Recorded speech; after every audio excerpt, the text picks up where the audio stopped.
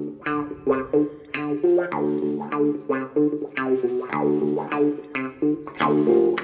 afternoon, Mr. Hudson. Good afternoon, mate. And welcome all to part 4 of Alan Hudson's World Cup Diary. What are you thinking about it so far, Alan? As we're talking, Canada are playing Morocco. As I pulled up on my drive, you said Morocco's already won up. And I said, blimey, they've only just kicked off. So great start for the Moroccans. Well, yeah, I had a little bit of a fancy for these at the beginning, to tell the truth. Yeah. My friend has a World Cup bet, and I said look out for them, and I backed them today. So I just hope the scoreline stays the same, or they can extend it, because Canada are out now, so it doesn't matter. But our focus is more on the other side of North America as we get talking, I suppose. Absolutely. But on the regular podcast I do with Terry Curran, I did say to T, the one nation that I'm looking forward to seeing in this World Cup, and I think that they could be a bit of a surprise package, is Morocco. They've got that little fella Sharon, he's a sub, and the boy that plays at Sheffield United, he's a sub. And I thought, well, if they can't get on the pitch, they must have some decent players. So, yeah, like yourself, these could be a dark horse, and whoever gets them in the next round, beware, because in the olden days you used to go, oh, it's only Morocco, or it's only Tunisia, or it's only some of these nations are decent, especially over there in their climate as well, Al. Well, absolutely. I mean, they reckon it's going to be a record at the African nations. There was always going to come for the four. Yeah. I mean, they're strong nations. They got that great belief as well. It's they're tough nuts to crack. It's just saying that this coach has done a marvelous job. They've 6 games, they haven't conceded a goal. And the other chap said, well, he said the last coach that got the manager didn't concede a goal for 6 games. So, you see where they base their game on building from the back, which is the right way to go about any football club and any football team. And if you've got no defence, Klopp done it at Liverpool, and look how successful he's been. Absolutely. I did look on the internet today, and I did hear it actually. Theo Walcott on TalkSport this morning saying he's looking forward to Kyle Walker being up against Kylian Mbappe. And I must admit, I nearly choked on my Weetabix. I thought, oh my days. I mean, that is going to end in tears. But Kylian Mbappe, one of the stars. You did mention that they hadn't conceded any goals. Another team that didn't concede any goals last time out was Team USA against Iran. Cracking game, holding on a little bit at the end. You always are if it's a 1-0 and the team's obviously going to throw everything at you, especially in the last 10-15 minutes. They've got no choice. If they don't, they're out. How did you view it? I mean, they've done great. They're qualified now, and we'll talk a bit more about that in a little bit later in the podcast. But let's focus a little bit now on the last game that America played against Iran, because it was a political hot potato, wasn't it?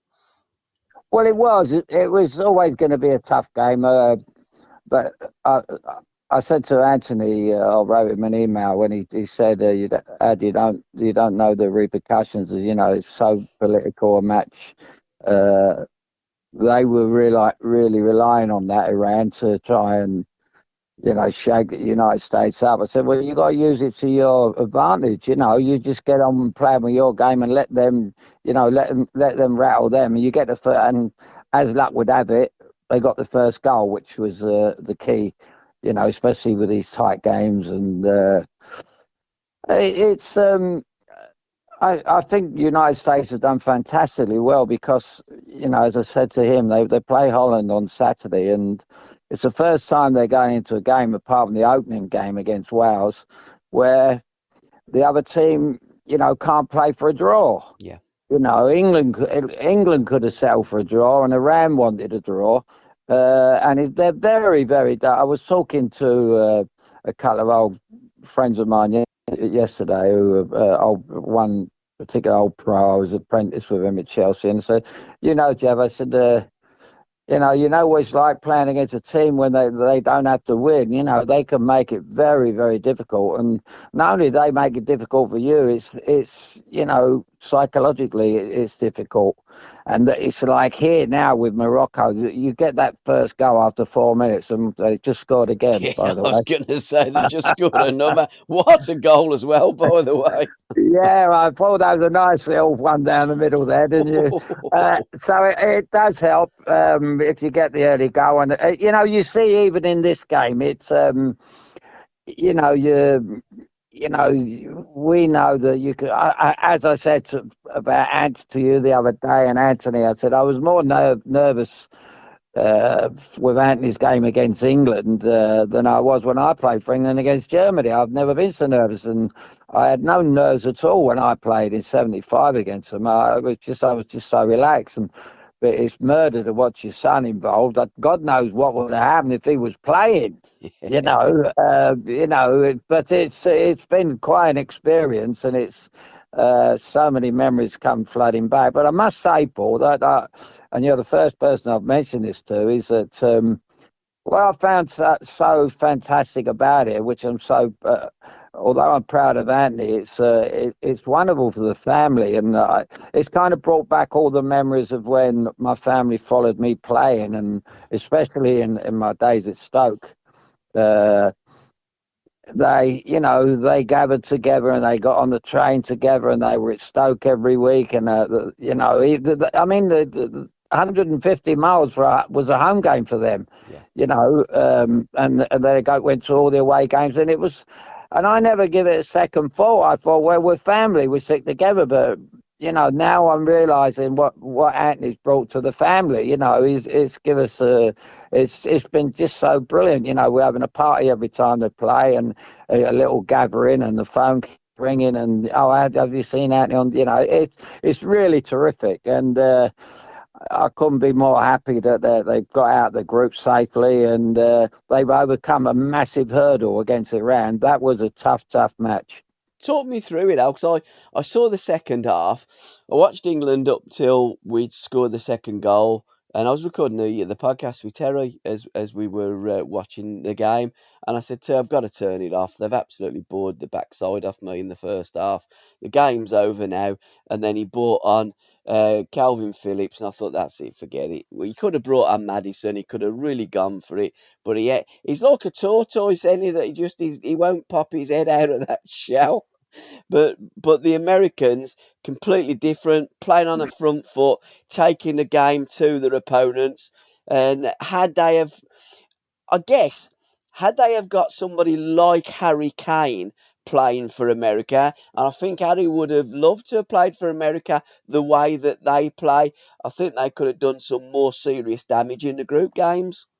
Yeah, I think so. I think they're sadly lacking a front player. If they had a front player who had the ability of their midfield players, Yeah, that's why they've had to pass it around a little bit too much. Something that we don't like, but at least they've got the ability to pass it around. And they just haven't got that man up front, that all important one. But overall, I thought against England they were terrific. yeah, Mainly because of the build-up. I'm sitting there watching the build-up of England and all the hype again from every 4 years we hear it of how all these players, what they're going to do. Bellingham is going to be the next, wonder kid. And we had Saka, we had Sterling, we had Kane, and all world-class players. And, if I hadn't have played football myself and know this is ridiculous talk, I'd have been shaking.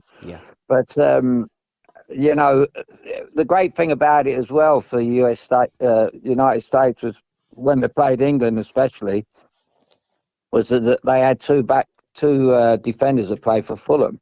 yeah. Now they know the strength of all the England players, so that helped them a great deal. Their input would have been terrific before the game in the dressing room, and when they got on the field, they wouldn't be afraid. They play against people like Harry Kane every week, so there's not a problem. So that helped a great deal, and I thought the captain of America, and they called him Captain Fantastic the other day, and he was. The little kid in midfield, he was absolutely fantastic. Uh, so there's got so much going for him, and but the good thing about it, going into Saturday, I'm very relaxed about Saturday, knowing that Holland are going into the game, unlike Iran and England, knowing that they just can't play for a draw. You know, Absolutely. and that's in the United States' favour. That that they go out on a level playing field for the first time, really, and that's going to help them no end. They can go out and play, and they don't have to worry about. We've got to get the first goal. We must get the first goal, otherwise we've got to score. If we don't, we've got to score two. But this time, they can go out and just play the natural game. Yeah, you referenced Tyler Adams. I thought there was a ridiculous question levelled at him by an Iranian journalist, and I thought he answered it absolutely terrifically. We're here to play football. All countries have problems. My focus is to play football. The boy's only 23. We looked at there was a piece, a video from the American dressing room where he congratulated Tyler. He looks as though he's a player that's really emerging. Played at Leeds United. I think he come to Leeds during the transfer window in the summer when Calvin Phillips moved to Man City. I think it's a massive upgrade because he does look a terrific player.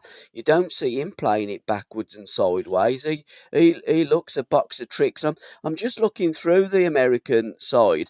Yanis Musa, the boy that I mentioned to you on a previous podcast, he was at Arsenal for 7 years as a youth, and he represented England at youth level as well. He plays for Amazing, yeah, plays for Valencia. He's only 19. I mean, the absolutely amazing. Weston McKenna, who's at Juventus, he's only 24 as well. So this midfield trio of America, three young boys. Well, when you think, I look at it, and I look at. I mean, we've spoke about my situation with Mm, England, my international career that was ruined, by the FA and by Ramsey and all that when I was banned. But I ended up being in the World Cup squad when I was just coming up to 19 years of age, and didn't get my first cap until I was 24. So I had to wait yeah. 5 years. Now you got these kids in the side who are 19, 20, 21.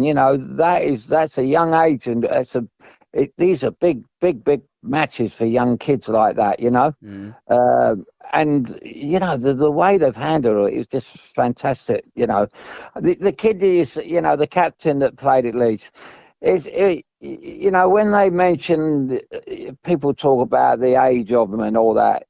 Some kids don't develop to a little bit later. It's like, you know, De Bruyne was at Chelsea as a kid, and Jose Mourinho didn't like him, and stuff like that.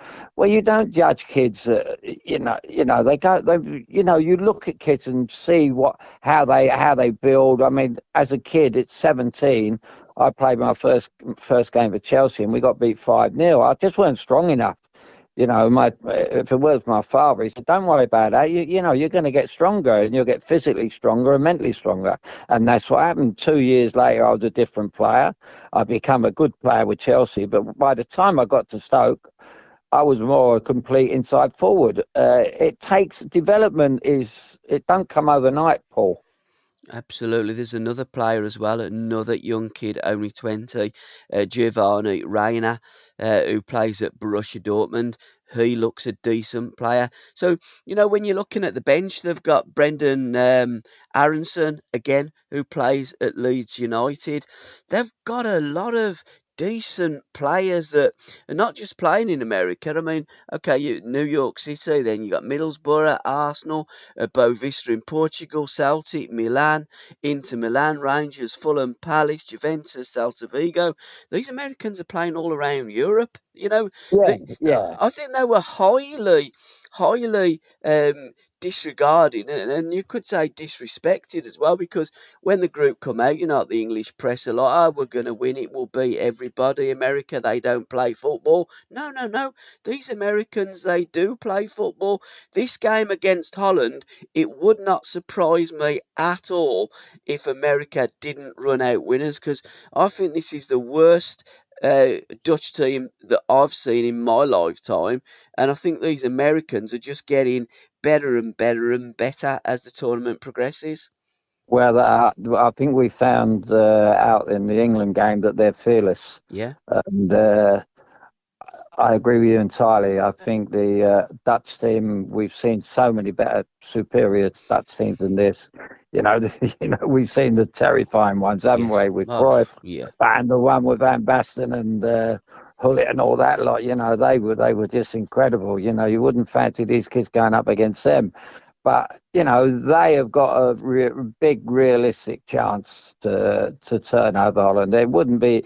This is the first game I've gone into as a father of Anthony and a USA supporter. I love the country. I'm so pleased that Anthony was born there. Was at the time, and I'm even more so now.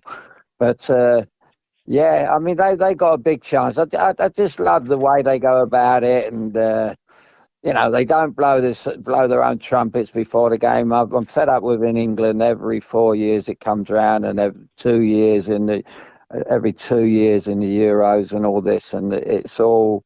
We're forever, how far we're going to go, and football's coming home, and my friend from even Stoke the other day said I'm going over uh, to the World Cup next week. He said, I'm going to bring an empty bag to bring the World Cup back with me. I said, I don't think so. I said, my son took an empty bag with him.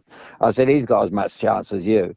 And it's as simple as that, but the Americans don't big it up where we do. And, Harry Kane before, Declan Rice is shouting about, we can win the World Cup. Why don't they keep quiet? yeah. I would ban my players from talking to the media about winning the World Cup. Bobby Moore never done it in '66. He just got on with it. Bobby Charlton never done it. Alan Ball never done it. Gordon Banks never done it. They just eased into the competition and they won it, whether they deserved to win it or not. But they didn't. We didn't get none of that, did we? And although we were world champions, we never went to Mexico screaming, And I thought we played better in Mexico than we did in '66. I think there's a lot of people would say that the team in Mexico was a better team than we had in 1966. We've spoken about that on previous podcasts. You'd have played Peter Thompson, George Eastham, and Peter Simpson or Marvin Inson as centre halves. England played without Jimmy Greaves, played without wingers. When you win it like that, you almost think that's the recipe to win, and that's the blueprint for the future. No, no, it isn't. I'd rather lose playing in a proper way than win playing in a negative and defensive manner. Uh, Well, Paul, exactly. I think exactly what you're saying is, and I've said it so many times, winning the World Cup was the worst thing ever happened to us. yeah, It was the worst thing ever happened to English football because all these silly coaches and managers, they said we can play without wingers. Well, you can't. Wingers have all traditionally they've always been unbelievable. And then and then 4 years later, Brazil go and tear the World Cup up with two fantastic wingers. We we're like followers, aren't we? We're just followers. We're not leaders. don't We claim don't come anything. out. Yeah, going into having no wingers and all that is not my way of playing the game. No, not at all. I mean, I've heard so many people because there was a piece. I always thought that Jamie O'Hara was a bit of an idiot, but he did say, "Why don't we go for it? I'd rather get beat playing proper football than expansive football than just defending." And I absolutely agree with him. But the amount of abuse that the kid's been getting for saying how he feels and really saying how a lot of football fans that love football would like England to play, just boring the pants off teams. And I posted this up the other day. The most ridiculous thing is we never remember the losers. Well, I'm sorry, we remember Austria in the 30s, remember Hungary in the 50s, remember the Dutch in the 70s, and we remember the Brazilians in the 80s. We remember those players and those teams that gave us magic moments. Some of the others that won things we don't remember because apart from actually winning and getting over the line, I can't remember anything decent that they did. Well, yeah, I mean, people come out with these cliches, don't they? And they, Stupid. there's absolutely, they don't really know what they're talking about. Number one, uh, of course, I've played in cup finals, and uh, I don't know, I don't know. As they say, you do, you forget losers. I don't know. I don't think so. No, I don't. Um, I think I, I remember West Germany in '66 much more than I do England for performance-wise. I Yeah, remember Beckenbauer's performances as a young boy, and that was before they transformed him into a defensive midfield player and a creative midfield defensive midfield player. And they were fantastic, the Germans, and they took so much. They took more out of it in '66 than what we did. yeah, Because it kind of. I think it's led to my ban as well. Because once he got knighted, everyone thought it was like as you say, like the blueprint to play football. Well, it wasn't. It ruined inside forwards. There was no inside forwards. No Johnny Haynes is coming through, and I think probably I was one of the last ones. Curry was one of the last ones, and Hoddle come through. But even Glenn didn't play inside forward. He's more no, of an attack. It was kind of ruined our game in many ways. Uh, and I'm still a great fan of the inside forward, but with the although he plays at Real Madrid a different role, and Modric plays that way. Um, Silver at Manchester City. They're all simply they're old inside forwards, but yeah, we don't have them. England won't have them. We don't want them. We want a Declan Rice in midfield. We want a Phillips in midfield. We want a Henderson in midfield. We want, as you said, they brought them on the other night instead of bringing Madison on. And Madison should have. If there was one, they needed 5 goals once. Like we got in front, didn't they? Wales. And if terrible that goal by weren't, the way if, they've I just mean conceded. that was the perfect time to say to Madison, just go out and don't worry about winning. You know, don't worry about winning. Just go out and enjoy yourself. Just get a bit of match fitness, and that's what happened. That's what he just ignored him. I mean, I would have put him on straight away as soon as the second or first goal went in, or even played him from the start. Absolutely wicked deflected goal there for for Canada. Yeah, It's 2-1. Yeah, you're absolutely right. I mean, your team would have been Grealish and Madison in the middle of the park with Foden and Saka, a tremendous yeah, midfield four with Callum Wilson up front with Harry Kane. All good strikers need a partner. Everyone needs a partner. I mean, it's to play up front there on your own. But Southgate has looked at these players. I don't think Southgate knows what an inside forward is. I think you're absolutely spot on. If he thinks a midfield player is either a box to box midfield player or a player that just sits in front of the back four. He doesn't know what an inside forward is. He was saying about Phil Foden. Well, he's a winger. No, he's not a winger. He's an inside forward.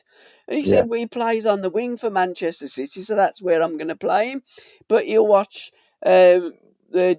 Walker play for Manchester City as a right back, and he'll play him at the right of a free because he'll probably go free at the back with wing backs pushing on in these knockout games now. That's what he's done before, and he's done the same with Shaw on the left hand side and played him on the left as of a back three. So he contradicts himself all the time, Southgate does. And in yeah. terms of football's coming home, I posted up the other day, there's more chance of my cat coming home.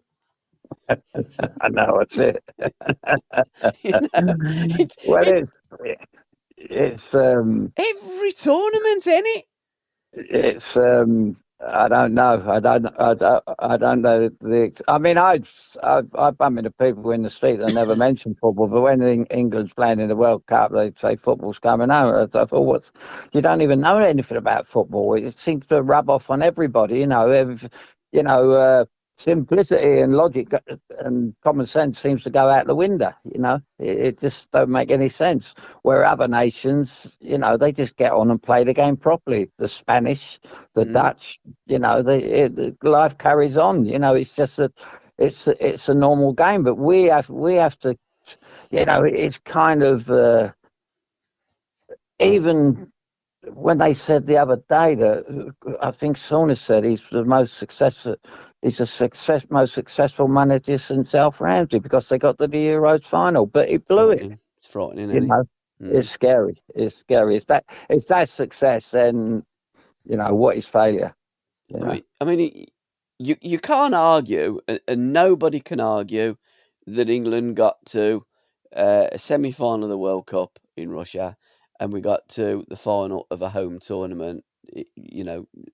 Not last summer, summer before. Yeah, okay, I'm not going to argue with that.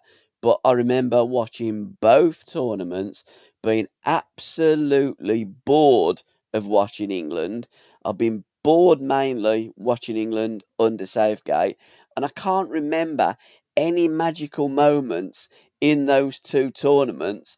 I do remember getting the most simplest draw and route to a final and a semi final, and you could argue that the only time Southgate was tested in both tournaments, he got it wrong, and he keeps getting it wrong. But the happy clappers and the box tickers, they'll just say he got it right because he picked the right team. No, no, that is just ridiculous. That is stupid. I think that I can never say that damn word, but That doesn't matter. we've always played football. Some of them will say we invented the game, but I think our knowledge of the game is so limited. The average fan, I think, is so thick. And I think it's only the way that they've been brought up on is get stuck in and work right. Whereas the foreigners, you look at the Spanish, you look at the French, they've got more culture, they've got more understanding on the skill and the techniques of football. Yeah, but I think everything will go back to the when I was at Chelsea when the tracksuit manager came in. Mm, The coaching badge was the worst thing ever happened to this country. Um, as I say, the 4-3-3 without wingers, and once the coaching came in, they did. I was writing about. Stan Bowles this morning, that somebody put a post on about how he was the best player ever seen at Shepherd's Bush. And I said, he's the most talented player there, but he was frustrated. He never played for England because he was uncoachable. mm, So that's why they didn't want these players because they couldn't coach him. They couldn't teach him nothing. mm. They couldn't tell the Carlton Palmers where to read, couldn't tell Declan Rice run around, say, that's what they do there. That's what brings us to become such a robotic nation, and it is robotic football, not just at national level, but at club level. We've seen it, haven't we? Yeah. The Wimbledon's Mm. got success. I was at Stoke for a while when Stoke played like it, and it just drives people away from the game. It does because at the end of the day, football, I'm not interested what these clowns keep telling me. It's a results business. Football is entertainment. You play football, you play with a smile. You try and make that ball talk, and you try and do things to score goals with your skill, your guile, your initiative. And that's what football is all about. For me, it ain't about boring the backsides off the supporters, but as long as we win, we'll clap and we'll turn up next week. You had that scenario with that Stoke fan a few years ago, didn't you? Who'd you go down to watch? Well, I'll go down to watch Stoke. Well, who'd you go to watch? Well, I'm just a Stoke fan. And I think lots of football fans these days are programmed just to follow their club, whatever they do, turn up, clap, and come back next week rather than I ain't putting up with this rubbish. Let's get some decent players. Let's get the ball down and let's play football. You do enough practice. Let's see the fruits of your practice. Absolutely, absolutely. That is the crux of the matter. And the terrible thing about it is people are bringing the kids 3-1. up to think that way. Yeah, 3-1 Al. That fella's just scored another one. Great little volley. Very nice too. Yeah. Yeah, but you're right, they are. I mean, you go to these small-sided games, you go to the kids' football, you get the old man on the lot. Looks like it's offside, to be fair, jumping up and down and telling the kids to get stuck in. It's just crazy. It's almost like the English disease. Well, yeah, it's exactly. I mean, people. I've give up going out in pubs when matches are on now. I just don't want to listen to what people got to say about it. It's just ridiculous. It's I I can end up having, falling out with friends and all that Mm, over, saying silly things, and only because they've heard it on TV and stuff like that. yeah. It's just too much. And now we got the terrible situation where we got, the females telling us the men how to play the game, which shouldn't be done. Really, I've got fantastic in the Euros and what they did, and they're a fantastic group of players with a fantastic manager. But keep out the men's game, it's a different ball game altogether. Of course it is. I mean, it's like you might as well have a fan on there talking and trying to educate the public while they're watching the halftime analysis or before the game or after the game. And you're thinking, what qualifications have you got? If you go to school to be educated, you would expect your geography teacher to know something about geography. Now, if you're going to watch a game of football, you want to be well, I'm not saying you want to be educated, but you want to listen to an educated mind of experience, players that have been there, players that you looked at and you think what a great player. I'll listen to them because they know what they're talking about. When you're listening to a female on a male game of football, you think, look, your game is different to this game. It's irrelevant. You're brilliant in your game, and we love watching you play. But stick to the women's game, and then we'll watch you and listen to you talking from experience of what you've done in the women's game. But you have no experience in the men's game.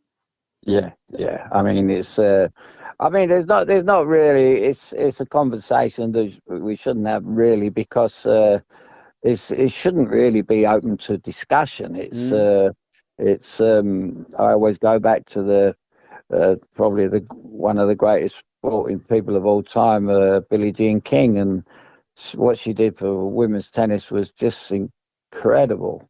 And and but she didn't poke her nose into the men's game. She no. never did nothing in the men's game. She had a laugh by playing Bobby Riggs for a lot of money but that she put that into uh, the sponsorship and in women's tennis, because she did it to get the PR job done. But she would never dream of taking on a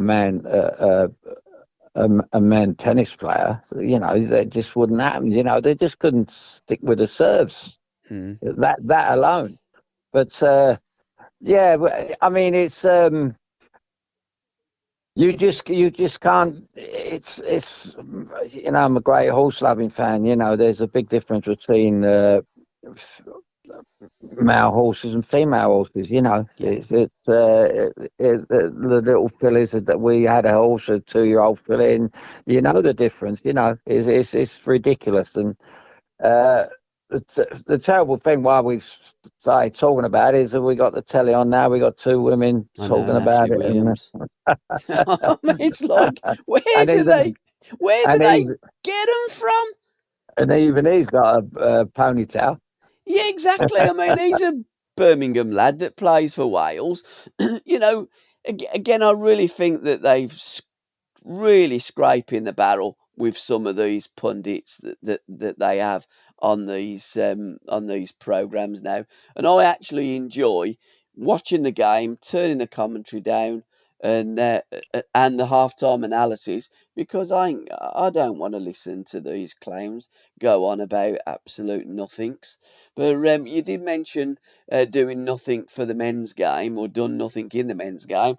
Poland done nothing in the men's game against Argentina last night. How awful were they, Al? Well, I was what I found quite intriguing last night was how the way Lewandowski celebrated after the game. I would have been quite embarrassed to tell you the Yes, truth. yeah, absolutely. And he was jumping up and down, and I thought, my God, what are you celebrating? You should go off with your tails between your Yep, legs, really, and count your lucky stars, because they were talking about what happens if they were level on goal difference and all that, and they said it's all down to yellow cards. I mean, what? And if those yellow cards were the same, it'd be drawn on lots. The winner. I mean, what a way to finish a World Cup! It's just too silly for words. And the crazy thing was, which did make me laugh, Danny Murphy made quite a good point. He was talking to his co-presenter, and he went, I think that maybe shots on goal would be a better idea than yellow cards. spot on. And his co-presenter didn't answer him. I was waiting for him to answer him, and he Yeah, wouldn't answer. I don't know whether he thought, well, we shouldn't be talking about this. I don't know. Are we condemning the rules or whatever? But he should have said, Danny, spot on. You're bang on there, mate. Of course, that means that the team's trying to win. It's they tried it in other things, and they would, if you get them out more corners or whatever, yeah. any kind of thing. But to draw a lot on who goes through in the World Cup is just defeats common sense to me. Absolutely. America against Holland. How do you see it? How do you see them lining up, Al? But again, going back to Lewandowski. In fact, he smiled a lot more when that result come through, and I think he moved more as well than he did in the whole of that game. And I do think Poland are awful, or were awful, and I just think, if that was a boxing match, we've got a boxing match, the Gypsy King against Derek Chisora on Saturday. If one of those boxers come into the ring, didn't lay a glove on the opponent, just walked away, didn't want to know, had no appetite, didn't go forward, didn't try and win the boxing bout, the referee would have stopped it and says, "Oh, what's going on here? You do know you've got to throw a punch to win this game." And the same could be said for football with Poland. You do know you've got to go forward and try and shoot at that goal to win a game of football. And if you're not prepared to do that, I'm awarding the game now and we're all going to go home.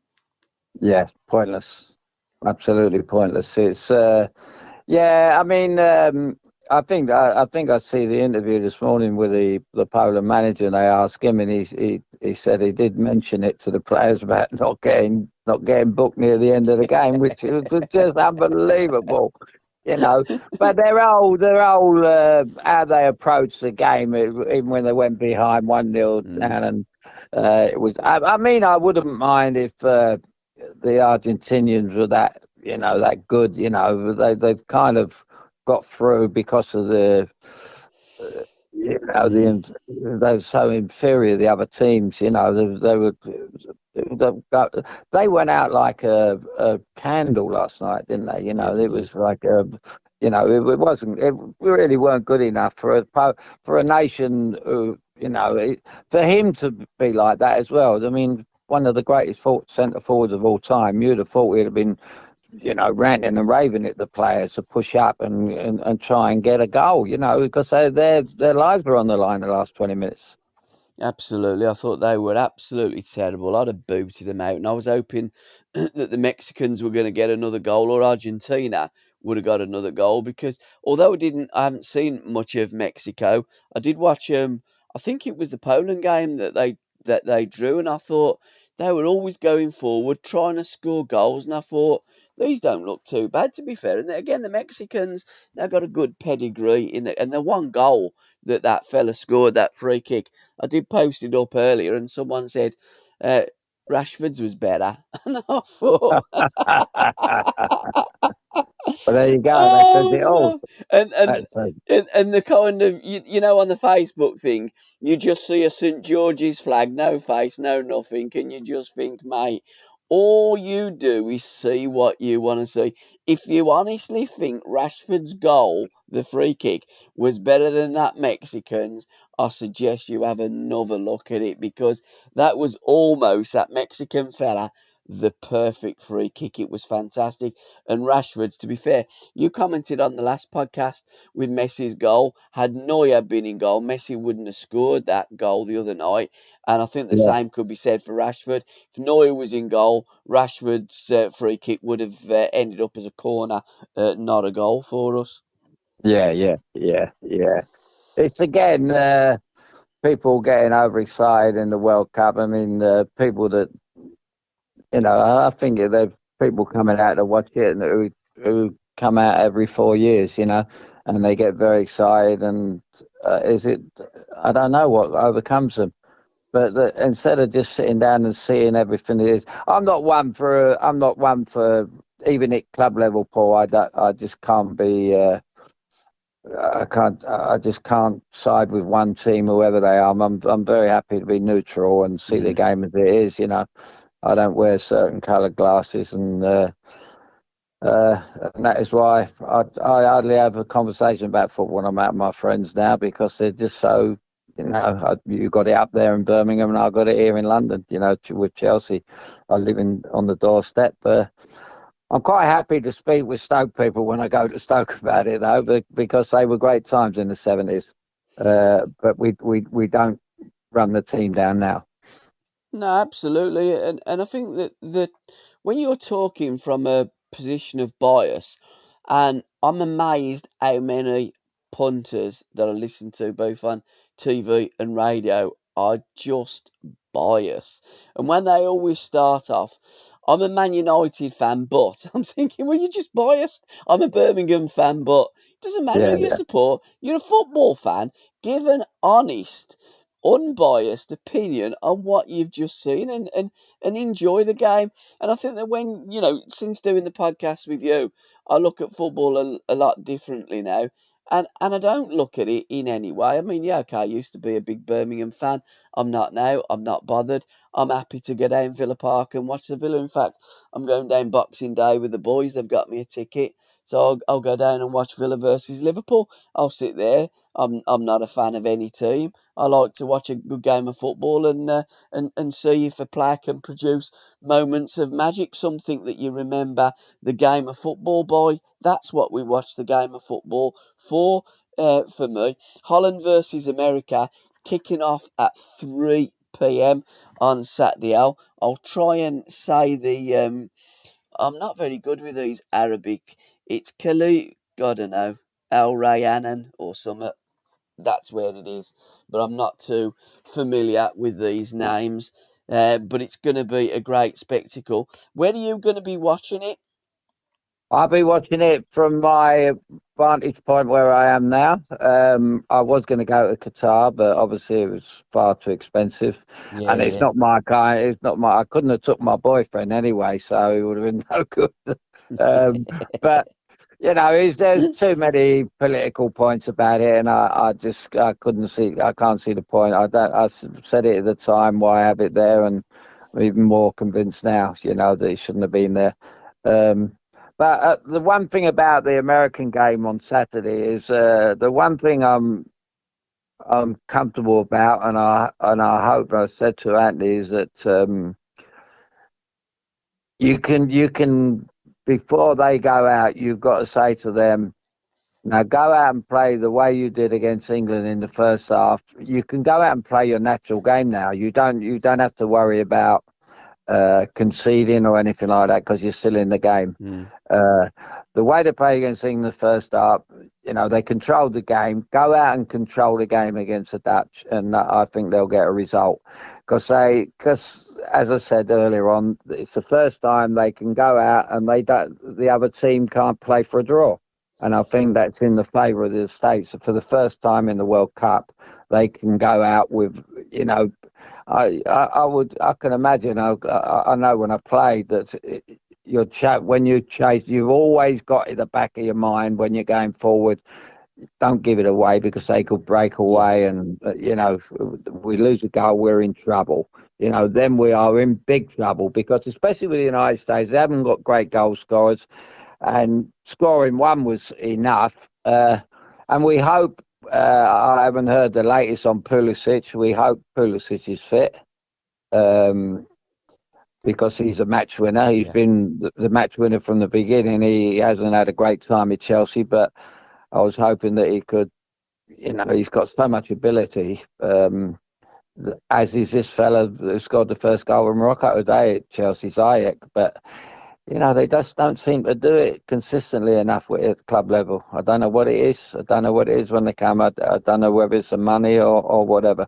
But they just don't show up every week, and they when they sign for him, it's like the kid that plays up front for Germany as well. He's been left out by the Germans, yeah. and he's just so talented and multi-talented, but they got this problem with consistency. Uh, and that's what I'm really happy with America for throughout this. It's only been 3 games, but they've been under the cosh for the 3 games, and this is the first time that they can kind of let their hair down and go out and play. Absolutely. It's the Khalifa International Stadium, to give it its full name, in Al Rayyan. It opened in 1976, Al. This stadium did. So it's not one that they've recently erected. Um, by the looks of, they've got 8 grounds that they're using, and this is the oldest one that they've got in Qatar. Its capacity is 45,416. That's a rather odd number, and Yeah. it's a place where Dina Asher Smith clinched the 200 metres gold at the 2019 World Athletic Championships. So yeah, that's the stadium. I love that picture that you posted up the other day of the big stadium where your pal was.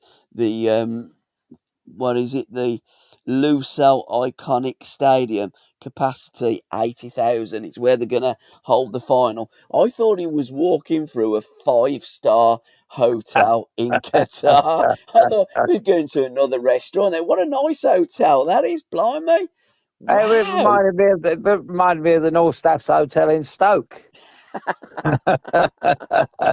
which is now been taken over by asylum seekers. Yeah, no Uh, saying that. and when I was there, it was a top hotel in Staffordshire, and Mr. Waddington's haunt, and that we would used to go there after all matches, and especially after away matches because it was right opposite the train station. It was used to be packed with, obviously. In those days, that was when the pottery business was very big and Wedgwood was very big, and now that's no longer. So so they've turned it over to the asylum seekers, and there's not an Englishman in sight. So it's a very sad day in Stoke. Absolutely. I mean, there weren't an Englishman in sight in that hotel, but I don't think they were asylum seekers.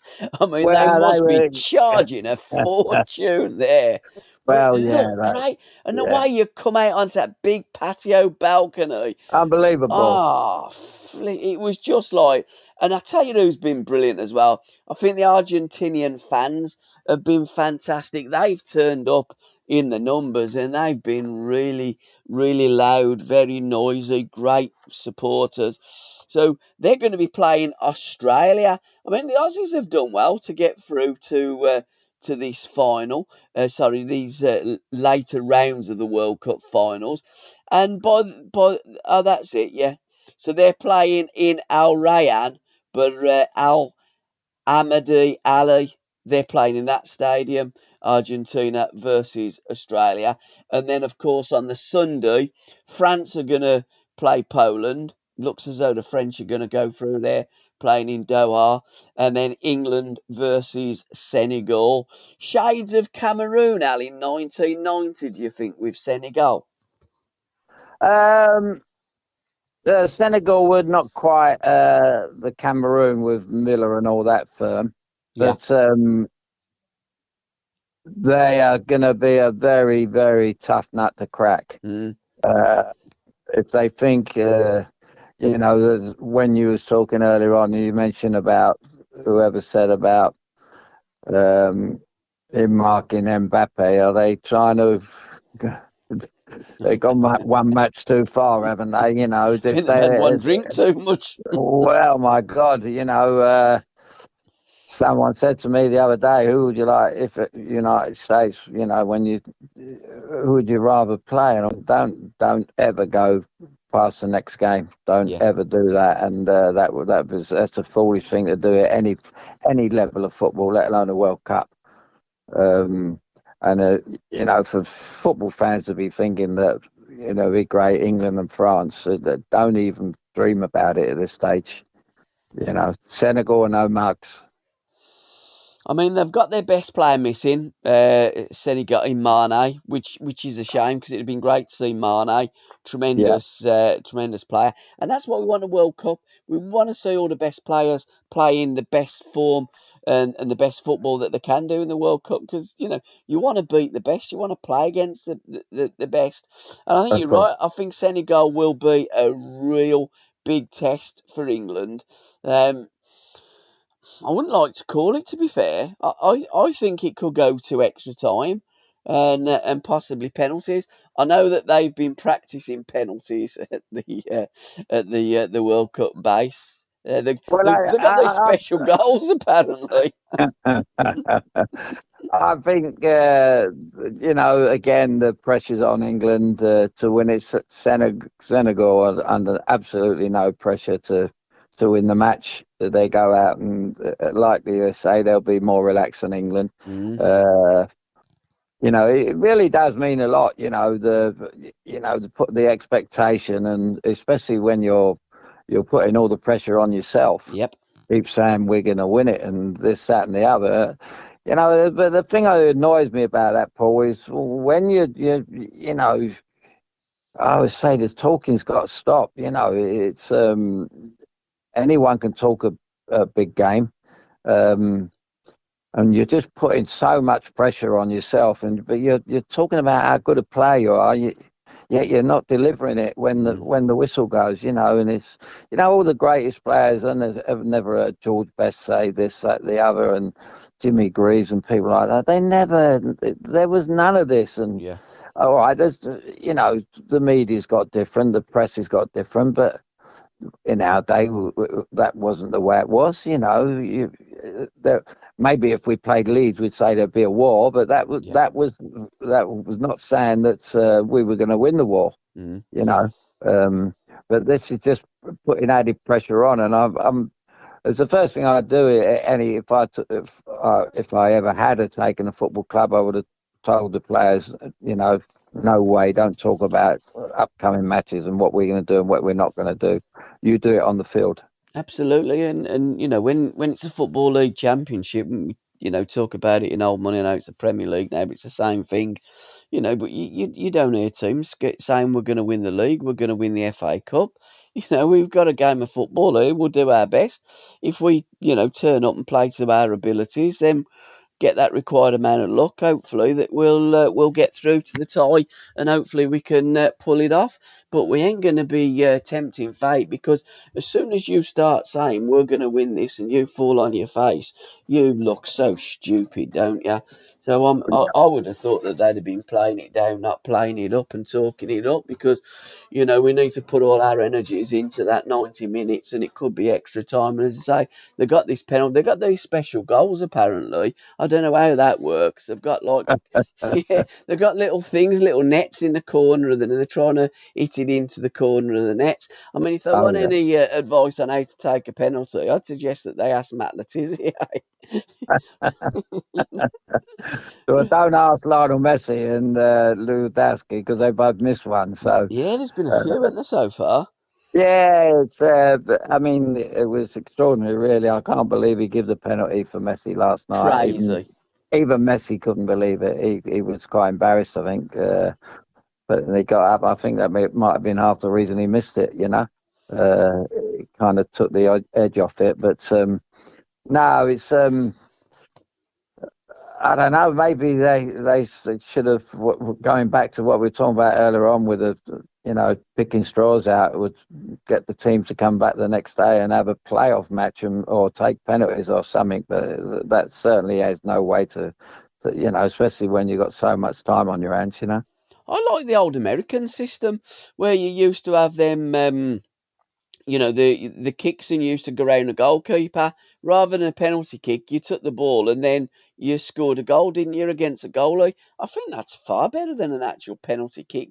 But what's your take, Al? Well, I remember the first time I took one, and the penalty, it was called a out, and it was on the 30. They got the 30-yard line, haven't they? Which is what you couldn't be offside inside the 30. Beyond that, and you start on the 30-yard line. You got like 5 seconds to. I think it's 5 seconds. Yeah, 15 seconds, 5 seconds. And you've got to, there's so many ways of taking it. Yeah. You do it in training, there's so many different ways of taking it.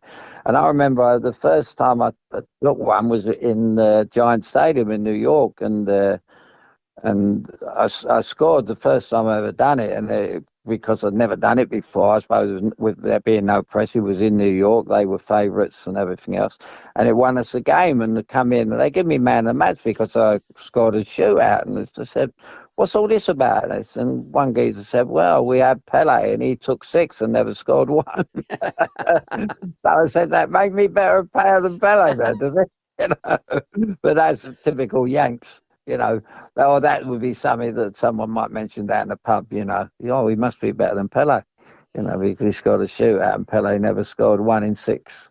So, but yeah, it is. I mean, it's more.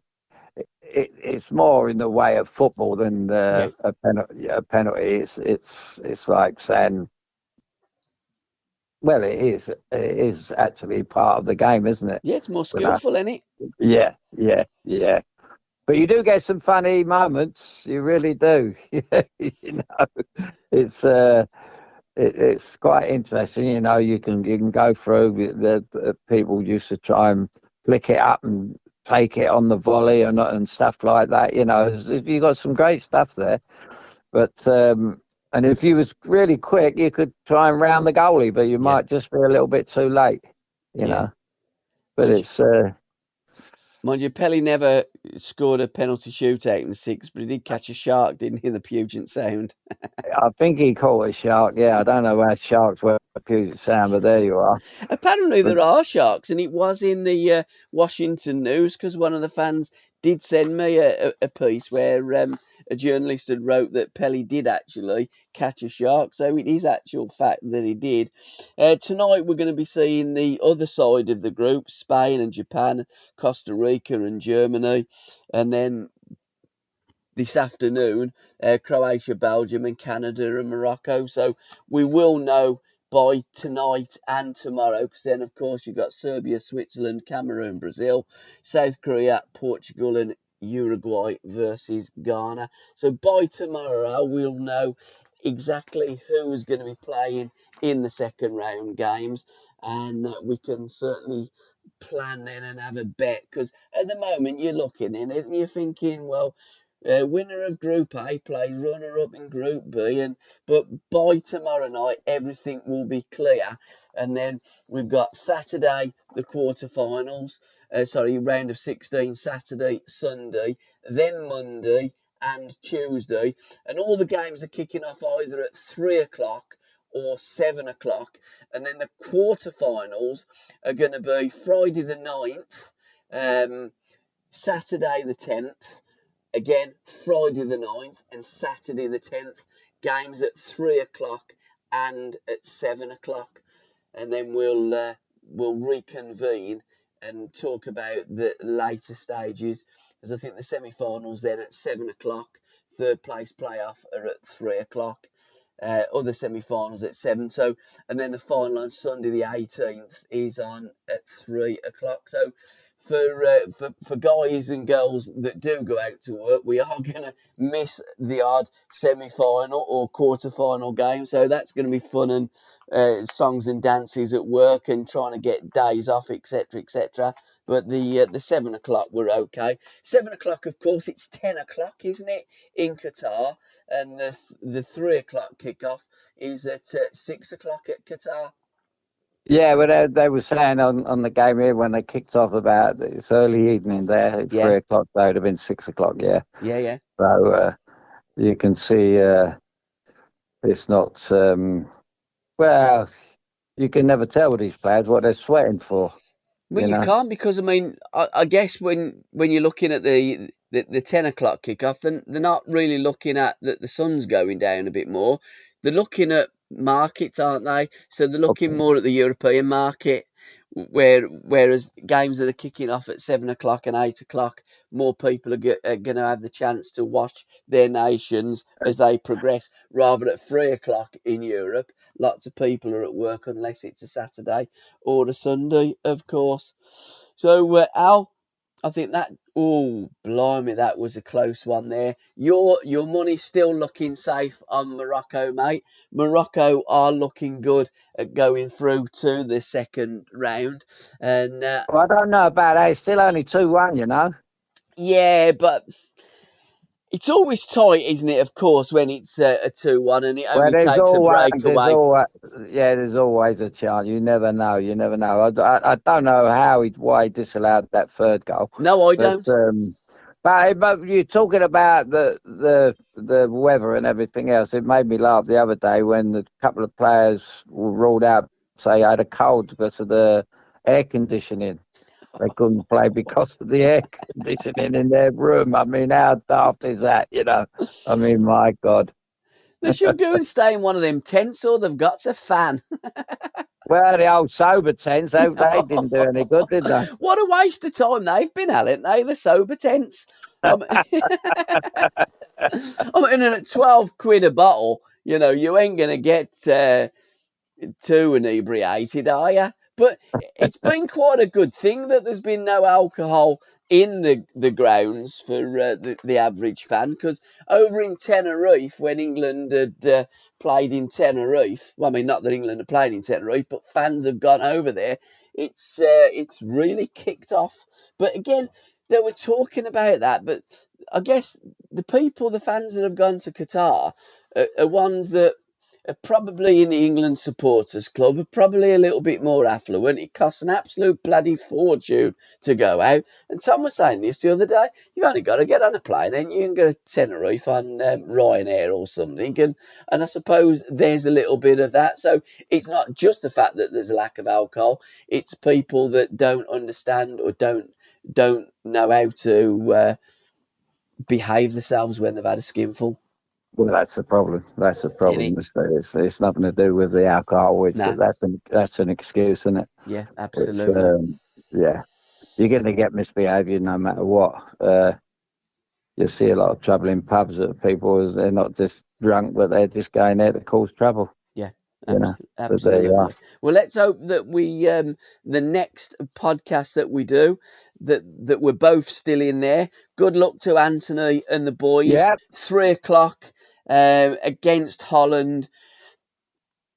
I don't like, and we're not going to predict it. We just hope that America win. I think it's going to be a fascinating game. I think it's a game that America can win, and let's hope that they're safely through to the quarter final. And best of luck to England, and best of luck to all the teams that are playing. Let's hope that they produce some magic moments that we can talk about in part 5 of Alan Hudson's World Cup Diary, mate. Yeah. Well, I just hope the best team wins, mate. I'm always uh, whatever it is, I always want the best team to win on the day, especially in a cup competition. If you're the best team, you deserve to go through. Absolutely. These time travellers ain't been very good at predicting the results, have they? I've been looking at the social medias and these TikTok, these time travellers. I think they've had just about every nation competing in the final, and they've got video evidence to prove it. Absolute crackpots. Any team that you fancy so far that you've seen that you think will go all the way, Al, or you're gonna lump on? Is there anything that really stands out for you so far? Not, no, not really, mate. I think obviously the player is Mbappe. I Yep. think he's a difference. I think they say that one player don't make a team. We know that, but then I'll make a difference. Take him out of the French team, and you can take the French team out of the competition. I think. Uh, and it's all about the individual at the end of the day. Mm. It's going to be all about one man. As I say, and I've said to Anthony in the beginning, you just hope your team play their football, play as well as they can, and your match winner will be Pulisic, because everyone's looking for a match winner. Yep. Um, hopefully that match winner will be Pulisic again on Saturday. Absolutely. And like, you don't leave it in the dressing room. Don't come off the pitch with regrets.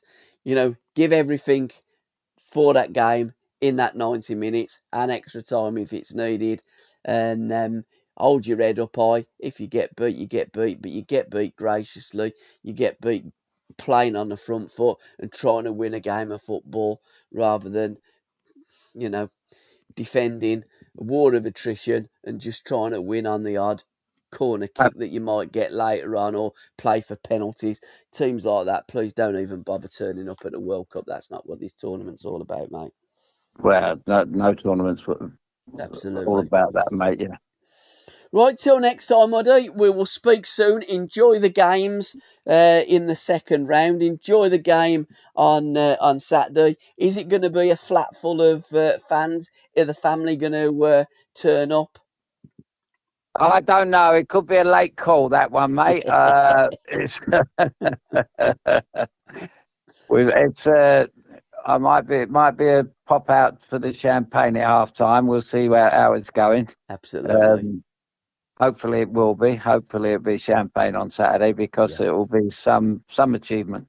Absolutely. Fingers crossed, everything crossed. Good luck Yeah. to Ant and the boys in America. And let's hope that you can pull it off and you get through to the next round. As you say, Cheers. one game at a Cheers. time. Come on, America. And good luck to Gareth and the boys as well. Let's hope you're brave and bold and you try and win a game of football, Gareth, by playing your best players. Yeah, yeah. Absolutely. Absolutely. All Okay, right, then. mate. Cheers, my cat. Speak soon. Enjoy the game on Saturday, Alan. Good luck, pal. Cheers, Thank mate. you. Bye bye now. Bye bye. Bye bye. Thanks, Paul. Thanks for Bye. listening, guys. Ta-ra, a bit. Bye, mate.